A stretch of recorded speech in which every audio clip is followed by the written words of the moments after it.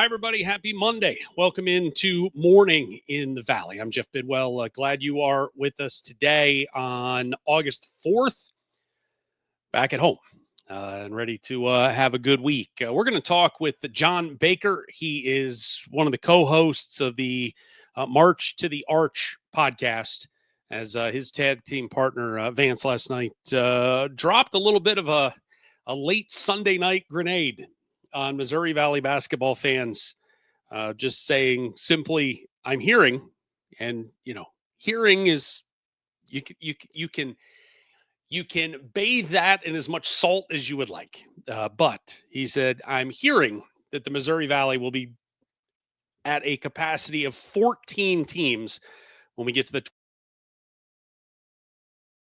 26-27. About those thoughts and just some general conference expansion discussion coming up here in just a few minutes. On Wednesday, my radio tag team partner, Kenny Roth, will be with us from Murray State, as it is a big week for the Racers. We'll get into that in just a moment. And then on Friday, Ahmad Henderson, point guard for the UIC Flames, will be with us. Glad you are with us today. If you haven't done so already, please head over to YouTube and subscribe to the show there for free. Subscribe, like, comment, share, all of that good stuff to help this show continue to grow, as we are now T-minus 91 days. We are 14 weeks away from the opening day of the college basketball season. Well, we have November 3rd. Everyone has their eyes on that we're finally getting college basketball. But today, we finally have college basketball, as the Murray State Racers are in the Bahamas getting ready to play the first of 3 exhibition games, and the first will be here in less than an hour, as they'll be taking on the University of Calgary down in the Bahamas. Again, 10 o'clock game, not hard to find on YouTube. If you go and just search out Murray State and Calgary, the link should pop up. Again, 10 a.m. today, Central Time. The Racers, our first look at the Racers. They'll then play 2 teams from the Bahamas. There's a select team, another pro team, tomorrow and Wednesday, again at 10 a.m. Central, all 3 days. But this is going to be, and I guess in the world of the NFL, you see it every Monday, and some folks in the media have dubbed it as Overreaction Monday. And this will be Overreaction Monday with the Murray State basketball program. Good, bad, or indifferent, there will be reactions and there will be overreactions. Playing a team, again, the University of Calgary, that on paper, certainly Murray State should be able to take care of. But this is our first look, our first glimpse in a public setting of what this Murray State team is going to look like, with a first-year head coach in Ryan Miller, with 15 new players. And this is the first time, for 4 months, whether it has been Murray State, really everybody outside of probably Illinois State and Northern Iowa, everybody in this league has been nothing more than a theory. And, well, got this guy out of the portal, and, well, we signed this kid, out of some JUCO, and, well, we got this freshman coming in, and everything's on paper. And we just have no tangible evidence of what this team, this group of guys are. Now, again, Illinois State, so many guys back. Northern Iowa, so many guys back. We understand in general what they are going to look like this season. Everybody else is a blank slate, and Murray State is at the head of that pack with, again, a new coach and 15 new guys on the roster. So Racers win by 50 today. There will be people trying to buy Final Four tickets. If the Racers, for whatever reason, win by a couple, it's going to be, oh no, what is this team? None of it matters today. I promise. None of it matters. Maybe a little. Maybe a little. It matters from a standpoint of we finally get to see these guys in action. But it's all going to come down to, I think there's going to be, the overreactions are going to be on some level of who starts, who plays. I don't know that you can look into any of it. I think you have to get through the full 3 days and then sort of take everything in totality and look at, okay, what are these guys? who has played, who has started. I'm assuming the starting lineups will probably shuffle around a little bit every day. Don't know if anybody's hurt, if there's people that aren't going to play for one reason or another, maybe injury based. There are so many things, but this is going to be a giant 72-hour science experiment for Ryan Miller and his staff of just rolling his guys out and tinkering and putting this lineup together and this combo together. And so every urge, good, bad, or indifferent, Murray State fans, if you are itching to react, certainly on an overreacting standpoint, just pump the brakes. These are non-Division I teams they're playing. And in the end, this is just an exhibition, and it has no bearing on what we're going to see for the most part November and beyond. But I am curious to see who plays, because I think when you look at the 15 guys as a whole, you can make an argument really for all 15 to get some run. And I don't expect it to be everybody getting 14 minutes or whatever it is, that it's all going to be even. But I think there's going to be some semblance of that. But there will be some cream rising that you see guys getting more time to go. And so for me, the grander, when we visit on Friday, and we've had 3 full days of this, we'll get a better idea of, okay, this is what I think Murray State, the potential for Murray State can be. But this is really the only, we're going to get preseason polls and all that coming out.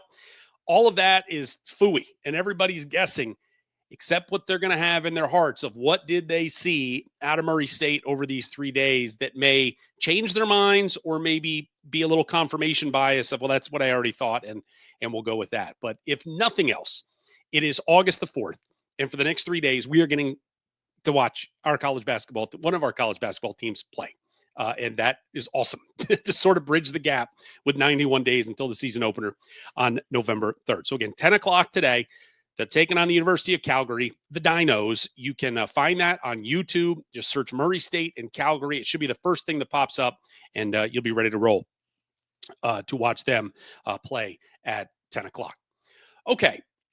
Last night, our guest of honor, John Baker from the March to the Arch podcast, who will be with us here shortly. His tag team partner Vance throwing out a tweet last night, which, and I want to make sure we get the verbiage 100% correct here, because we don't want to misidentify what he said. He said, quote, "Hearing that 14 teams in the Missouri Valley Conference is likely for the 26-27 season." Okay. At first glance, I went, oh no, because I just don't know that there's 3 teams that you want to add. And I guess this comes down to there are ways to look at conference expansion, I think, as much as anything. And I think from, the last 2 times that the Missouri Valley has added teams, in 2018, they added Valparaiso, and you looked at the 5 years prior to Valpo coming in. They made out of the Horizon League. They made 2 NCAA tournament trips. 3 times they were in the KenPom top 65. The other 2 years they were 104, 163. You're like, it made sense, from a footprint standpoint, from a success standpoint. It made sense for them to come in. In 2022, when the league added 3 teams, they had Murray State, Belmont, and UIC. Murray State in the previous 5 years had been to 3 NCAA tournaments. They had won games twice. They'd been in the top 62 3 different times in the KenPom. Belmont had been to the tournament twice. They had won a game in 2019. They had been in the top 86 in the KenPom 3 times. It made sense. UIC came in their previous 5 years, no NCAA tournament trips, and their best KenPom year was 182. That one didn't make sense from a basketball quality standpoint. Now, did it make sense that you're bringing in Chicago? Sure, that makes sense. I understand the thought process behind that. We have also seen we're going to go get these television markets in these mid-major leagues has not necessarily worked. We went through this years ago when I covered the Ohio Valley Conference, and they went and they brought in SIU Edwardsville. Hey, we'll get the St. Louis market. No, you won't. Hey, we're going to go get Missouri Valley. We're going to go get Loyola Chicago. That's going to get us the Chicago market. No, you won't. UIC. No, you won't. You got Loyola when they got to the Final Four. That was all fine and well, but there is the TV market standpoint is not it's not a viable rationale to go get schools. So But I understand why conferences want to do that. For me, the big thing is you have 11 right now. Do I think we're going to stay at 11 forever? I 100% do not. There's going to be, you always wonder, are we going to lose somebody? I mean, there has been, and this is from absolute out of nowhere, just hearing people grumble about things, and there's no reporting behind this at all. But that it was like Drake was looking, maybe kicking the tires on the A10. Hey, would you take us? Whatever. So you have to be somewhat concerned about who's potentially leaving and that you're going to have to add before. So maybe this could potentially be a proactive move. You've lost Missouri State, who in the last 3 years averaged 181 in the KenPom. When I just looked around at like, okay, just geographical options. Okay, there's probably 13 schools with that. This is a non-scientific poll, but you look at the 13 schools that I came up with: the Dakotas, North and South, North Dakota State, South Dakota State, St. Thomas of Minnesota, Chattanooga, East Tennessee State, Omaha, Kansas City, Milwaukee, Bellarmine, Northern Kentucky, and Wright State. There have been the last 3 years for those 13 schools. That's 39 seasons. Only one of those teams was in the top 100 in the KenPom, and that was Chattanooga last year because they won the NIT. They got 5 games at the end. They got a bunch of top 100 games, and they got into the top 100. The second best team was St. Thomas last year, who was best 130. So it's like, are you really helping the basketball in the league? That is a question that has to be answered, especially when you're splitting up the pie. Everybody gets 11. There's 11 pieces of the pie going around now. Do you want to cut that into 12, 13, 14? Where are we bettering the league? And if you get rid of Missouri State at 181, out of all those schools I just mentioned, the only teams that were better than 181 the last 3 years, St. Thomas, South Dakota State, and Chattanooga. South Dakota State's probably not coming. As the rumors, and I don't know how much of it's rumor or fact or whatever, the Dakotas are all together. And you're always worried about them bolting for football. So you don't really want to bring them in thinking this is going to be a temporary deal and they're going to go. Is St. Thomas a possibility? Sure. Is Chattanooga a possibility? Yeah, it's a little bit out of the footprint, but the footprint is ever expanding in conferences all over the place. It just feels like there's a pile of not great ideas.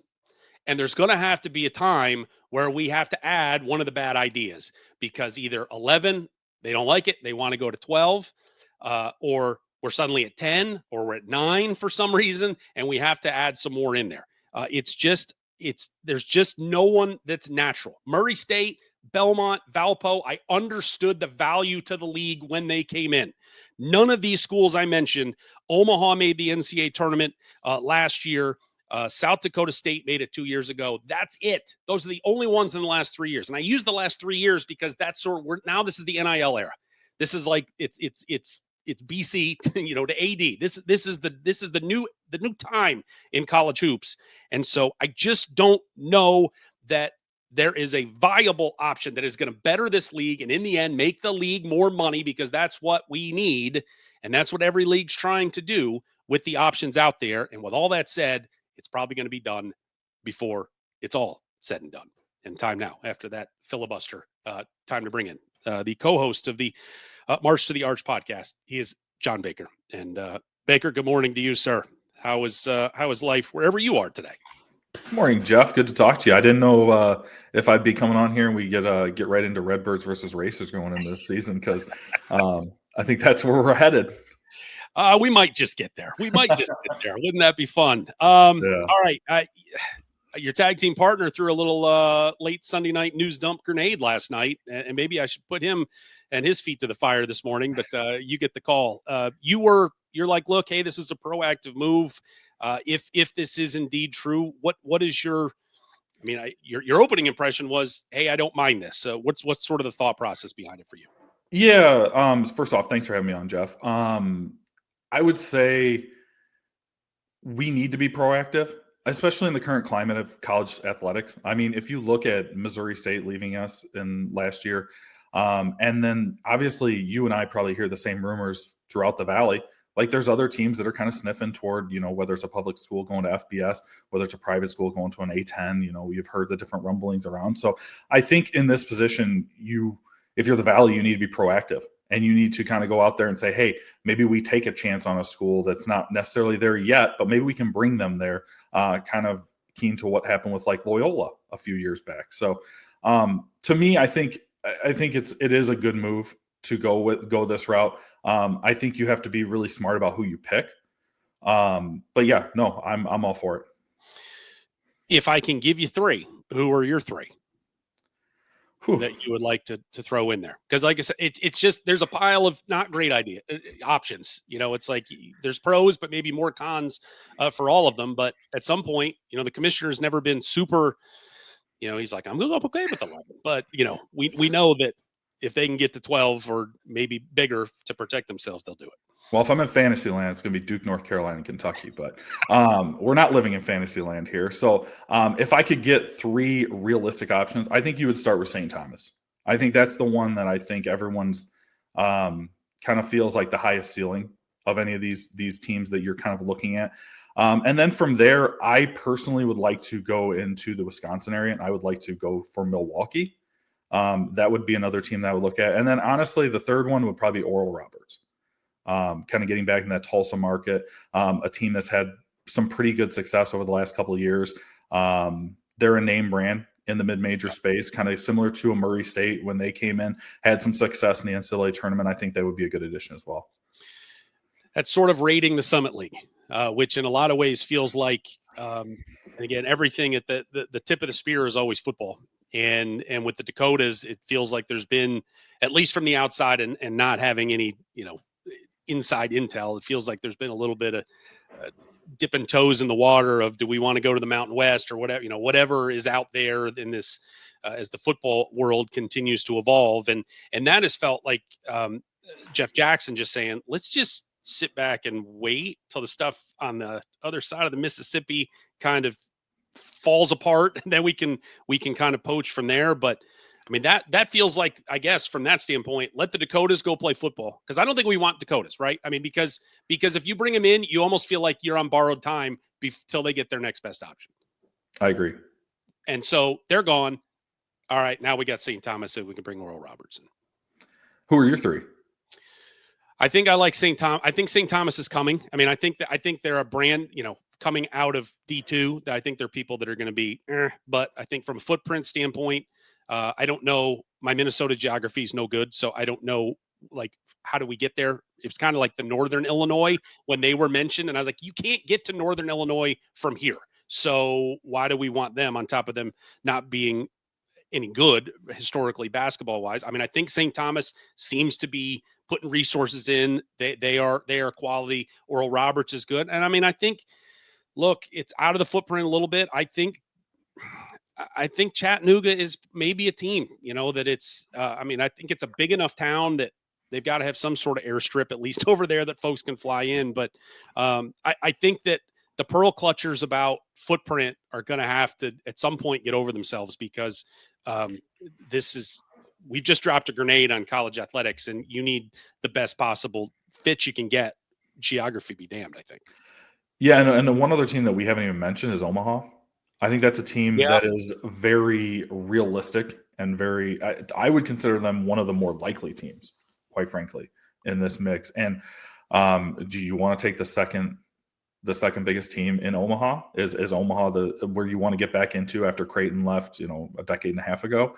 But I do think that that's another school that we need to look at as someone who I would consider one of the more likely candidates. To me, St. Thomas and Omaha are the two most likely. And then from there, I think it's speculation. Do you really think we're getting to 14 next year? I mean, is that, I mean, we've got plenty of time. I mean, it's, and as Vance said last night, it's like, we're about looking back to 2021 when the three new additions came in. I think Belmont was in September, and then Murray State and UIC were in January. So we have plenty of time still, but at the same time, clock's kind of ticking. Yeah, no. I'll put it this way, Jeff. Vance wouldn't have tweeted that out if we didn't believe it, if we weren't very confident in the information. So I'll leave it at that. But yeah, I am very confident that we're going to be at 14, 26, 27. So just from a logistics standpoint, the league was 10 forever, and then we got to 12, and now, we're at 11. And I mean, is the Valley purist in you okay with 14?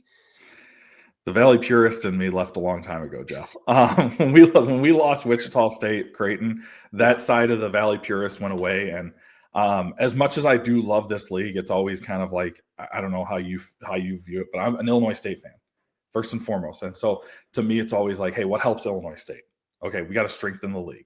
And so as much as I kind of don't love that we're 20 years removed from what the Valley was when I was growing up as a kid. I do like that, I can get around the idea of adding more teams and being in a different Valley. Like, I think that it's been a great success with the last 3 teams that we had. UIC, Murray State, and Belmont fit like a glove, in my opinion. And I hope that we can maybe strike the same way. Are we bettering the league, though? That's the question. And what does bettering the league mean to you? So in the short term, no. I don't think that I don't know if there's, like I said, unless you get some of these dream ads, which you're not going to, I don't think you do in the short term. I think in the long term, it's complicated. And what does that mean is a great question, Jeff. I would say this: if you can kind of build up a program stature in the Valley, coming from the outside in, that's a way to get there. And in the long term, you might be better off for it if you can maybe strike again like a Loyola. You have UIC, when we added UIC, they weren't exactly one of the tip top mid-major programs, but it feels like they've got a little bit of momentum going, and it feels like they're you put a new coat of paint on them, and they seem to have kind of upgraded themselves a little bit. So you'd hope the same things would happen when you come to the Missouri Valley Conference. I think you need to have high expectations for them when they come in. That's just part of the deal. When you join the Valley, you're coming into a good basketball league, and we're not looking to give that up. It's like there's just it's trying to solve a problem that, because I think ultimately the whole thing is we need multiple bids. And at the very least, I mean, I think the math is always, and again, not ever hearing this from a directly out of a decision maker's mouth, but that the league sort of budgets for 3 units every 2 years. So at the very least, if we're not getting 2 teams in every other year, that whoever's getting in is winning a game. So hey, Drake did us a solid last year. That's all well. We're good for the next 2 years, but it's all about how do we get back to 2 and 3 and 4, those days are gone. Let's just get to 2 and be happy with it. Talking to Rocco Miller a couple of months ago, who's in all this, he said, it's easier sometimes, instead of worrying about getting the top of the league better, sometimes it's better to drop some anchors off the bottom. And so he's like, hey, maybe getting rid of Missouri State helps everybody in the short term. But then you're just looking at these schools and you're like, are we just adding other anchors? And again, maybe to your point, and you maybe nailed it. This isn't a 1 year. We're all looking at the short term that we just got to look down the road and say, hey, this is a good idea. Well, if you look at some of the Valley added those teams, we added a UIC who came in, they weren't very good. And it seems like the floor is being lifted the last few years. So we're getting there. And even with Valpo's been kind of like the one hanging carrot that has not performed since they've come into the league. And you hope that if you do add a team, it's not another Valparaiso. But yeah, I don't know. I think we have to just look at it optimistically long term, because to your point, Jeff, in the short term, this is not a positive for the league. Yeah. The positive, I guess the glass half full is just look at Loyola Chicago when they came into the league, and they were awful. And it was, hey, we got the Chicago market. This is great. And then I don't think anybody in their wildest dreams expected Final Four runs. And then, hey, like in a minute, they were out the door to the A10. And I guess that's what you just have to, I don't know what guardrails the league can put on whoever comes in to be like, you have to invest. You have to, maybe bring more to the table to be able to compete. But I feel like that's going to ultimately have to happen. All right, middle of the summer, Murray State getting their first of 3 games today as a let me get the proper phrasing here. You had a couple weeks ago in your summer podcast, you said, I have Murray State fatigue right now. Here we are. We're going to get 3 days of Murray State basketball. How much awakening can you have getting to see the Racers? Good, bad, or indifferent here? I said this is going to be overreaction Monday, Tuesday, and Wednesday with this team. What are you most interested to see here the next 3 days? If we're playing the Calgary Dinos, one of the best logos I've seen in years. Yes. Old school Raptors look there. It's good. No, exactly. No, super excited about Murray State. I think the thing that I don't think I'm going to get answered anything until December with Murray Yep. State. I really don't. We had Coach Miller on a few weeks ago on the podcast. He was awesome. One of my favorite conversations we've had in a long time. If I'm a Murray State fan, I would be very optimistic going into the season. Much more optimistic than the past 2 years of the Valley, where you guys it felt like kind of a maybe growing pains to the Valley, and I feel like it's a fresh start for you guys. The talent is completely there. Like if you look up and down that roster, it's there. I don't think we're going to learn a ton here in these 3 days with Murray State. Just being honest with you, I think you're going to learn more in December when you get to see this team play some real games. You get some real competition. I would go as far as to say I think that Murray State probably has the highest ceiling in the league. I really believe that. Am I going to pick them to win the league? No, I probably have them 4th or 5th right now until I see it on the court. But potentially, I think that they have the highest ceiling, even higher than my Redbirds. They are. I feel like this next 3 days is, if it's good, you expect it to be good. Playing against these three, a team from Canada and a couple of select teams from the Bahamas. If it's bad, then everybody's really going to go, "Oh my God, what have we done?" But it's August and we have basketball, so people are going to just lose their minds one way or the other. Well, if it goes bad, Jeff, I don't think it's panic time either. I think this is just. I think this is the growing pains type of situation for them. Like if I'm the coach, I want to see these guys on the floor, get them a chance to play together. He's probably going to be mixing lineups. This is not the exact same rotation that you're going to see when you're in Valley season in February. Like this is kind of a let's see what we have. Let's see how they perform against an actual team. So. Yeah, I'm excited for Murray State this year, though. I think that this is going to be the first year when, if we go back to the conference realignment talk, when we added Murray State to the Missouri Valley Conference, this feels like the first time that we're really going to get our Murray State that we signed up for. I really believe that. When you gave your midsummer power rankings, Illinois State, Bradley, Drake, Northern Iowa, Murray State, Belmont, SIU, those were your 7. You sort of said, just shake them up and put them in any order. But those were the 7 that you felt were title contending teams, leaving out UIC, Evansville, Indiana State, and Valpo with, I don't know, a couple weeks to marinate on not seeing anyone play or practice or anything. Has your mind changed on any of those bottom 4? On the bottom 4, not really, to be honest with you. I think Indiana State might be a little bit better than maybe I'm giving them credit for. We're actually going to talk to Coach Graves soon on our podcast. But I don't, as far as contenders go, I think the 7 are right.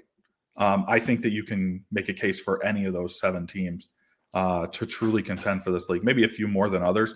Obviously, like I might come off as biased, but I think on paper you have to put the Redbirds number 1, 100%. Just based on who they're bringing back. Yes. Whether that comes to fruition, that's another question entirely. It's kind of similar to last year's Bradley. Bradley on paper last year, you had to put them number 1 just based on who was coming back. But this is going to be a really fun year, Jeff. This is, I think it was, I think Torvik's rankings had those 7 teams all in the top, I think 135. Yeah. Which is a great start for the Valley because, as you know, a lot of these metrics, you need to start high too. Like it's not about where you finish. You also need to start high so you give yourself a little bit of a cushion. So, as far as the bottom 4, no, not really. Sorry to give the bad answer to our 4 fan bases out there. I guess just lastly, Illinois State, like I said, certainly in March, they were the preseason number 1 for everybody. Here in August, I don't know that it's going to change with just so many dudes back, but top level guys back and all league guys back. What's the general intel right now from the Bloomington Normal area about how the summer has gone for the boys in red? The summer's gone really well. We're actually getting ready to talk to Coach Pete in the next 2 weeks. We're going to have him come on the podcast as well.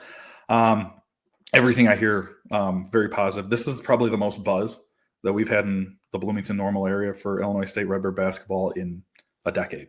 Like this even goes back to when they went 17-1 in the conference and want to share the league. This is the most optimism we've had in a long time. And I think it was, it started when Chase Walker announced that he was coming back. And then it just kind of, the finale, the bookend of it is when Johnny Kinzinger announced he was coming back. And it kind of like shook the league like, whoa, hey, everybody's losing all these guys. And Illinois State just brought back their 2 all-conference guys. I think the expectation is it's a high expectation, but I I don't know, Jeff. I'm trying to be cautious about this as a fan because I've been hurt so many times as a Redbird fan. So, but the vibes are good here in Normal. Bowden Schoenberg out with another knee injury that they expect him to be back when practices start in 6-7 weeks or so. Missed all of last year with the foot issue. I don't know how optimistic you can be out of a guy you've never really seen play a game there with them, but boy, his pedigree says what an addition if he can finally get on the court. Yeah, I know. Worst luck in the Valley, right?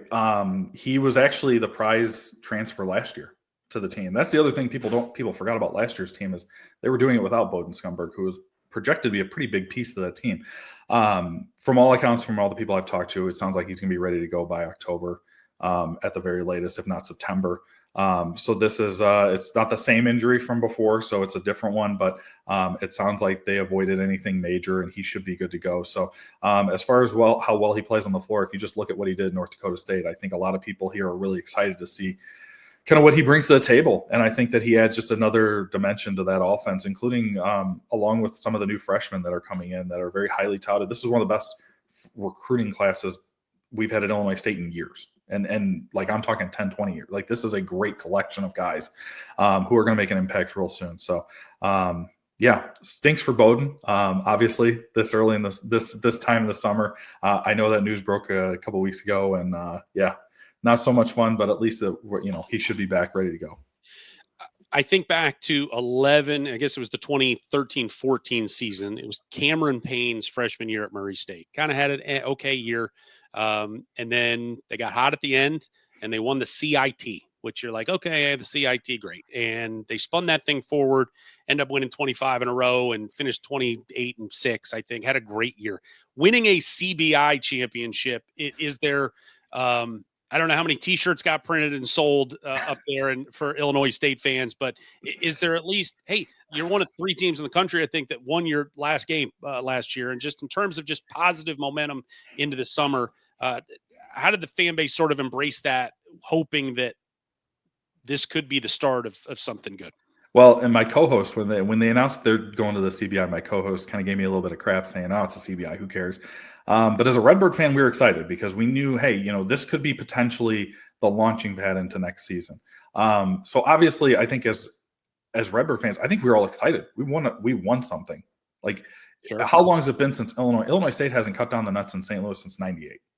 Like, there's a reason our NIL club is the 1998 club, and so. Winning that tournament, I think, was a nice launching pad, and hopefully, I would imagine that had some influence on Johnny and the whole crew staying together next year as well. So, listen, Jeff, as Redbird fans, there's not a lot that we've been able to get excited about. So, yes, we were very excited about this one. I think that that's the kind of tournament, and that's the type of team in the Missouri Valley Conference. If you have a team who maybe you can potentially keep together for a couple of years, that's the kind of team that needs to go to those tournaments. Yep. And I think in the future, I hope that some of the other schools in the Valley look at that and say, hey, we might have a chance next year. Like, it's better if we stay on the floor and keep playing as a group right now.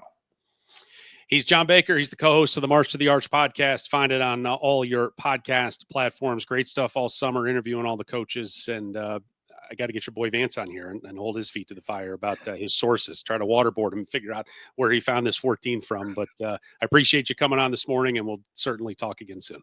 Anytime, Jeff. Thanks. All right. Thank you. There's the man they call Baker. As always, good stuff with Vance and Baker over there on that March to the Arch podcast. Listen to it every time. And they said the coach stuff they get is great. So make sure you go in to check that out. All right. A couple other headlines of the morning today before we get out of here, as Bradley has added we've had some July ads. How about a August ad, as Handy Toussaint III has committed to Brian Wardle and the Braves, as Toussaint, a junior college transfer, 6'8" forward, played the last 2 years at Weatherford Junior College in Weatherford, Texas, averaged about 8 points, 7 rebounds a game, was an honorable mention all-conference standout there at Weatherford.